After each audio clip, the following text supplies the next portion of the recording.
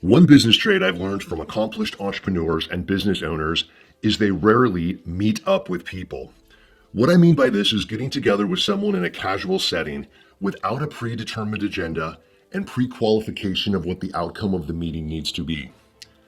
I spent almost a decade of my younger life taking time to meet with all types of people over the possibility of a remote business opportunity. Many times it was only an exchange of war stories or talk about a new concept that many times they wanted validation on. Very rarely did these meetings ever benefit me greatly, or did anything substantial come out of them. I remember many times getting frustrated when I had to stop what I was doing in the day to attend the meeting I'd pre-committed to days before. It would usually be right as I was getting into a creative zone or finally making progress on a project, and then bam, it was time for the meeting. Also, when I was younger, I didn't want to come across as rude or self-centered by not meeting with people. Sometimes there was even a fear of missing out on some new opportunity. In looking back at the hundreds and hundreds of hours I've spent in casual meetings, I realized that I could have taken the exact same time and spent it building my business or building deeper relationships with my current and past clients. Today, it takes a significant event for me to meet, and especially to meet in person. I've learned that when I leave the controlled environment of my private office to meet, I many times lose control of my time. There's too much variability, things like traffic and weather. Will there be parking? Will the other person show up on time? Will the restaurant take too long? Will I like the food? And on and on.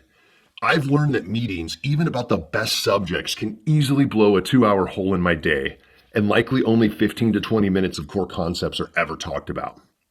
For many entrepreneurs and business leaders, the meetups I'm talking about are a fallacy. We want to believe that we're creating a connection, a network, relationship, or future benefit. However, this is usually not the case. We already know who our good relationships are in our life and should remain focused on them. We can connect without being face-to-face or taking ourselves out of our creative element. Give yourself permission to stop wasting time in meetings, going out to lunch, one-on-ones, or going to coffee. Another thing, it seems that as soon as you get some level of success or recognized for something, more and more people start requesting your time. For me, when people learn what I do for a living, I'll oftentimes get an invitation to meet up. It's in a good intention. Maybe it's to hear a business idea, bounce a concept, or informally discuss a business plan. It's like there's this expectation that if I commit to a meeting or they buy me a lunch or a Starbucks, that they have access to my advice and thoughts at no charge. And not just at the first meeting, but through association alone moving forward into the future. What I mean by this, and it has happened to me multiple times, is I've given my input or advice on a business decision, and in doing so, I vicariously create this connection to that thing in life.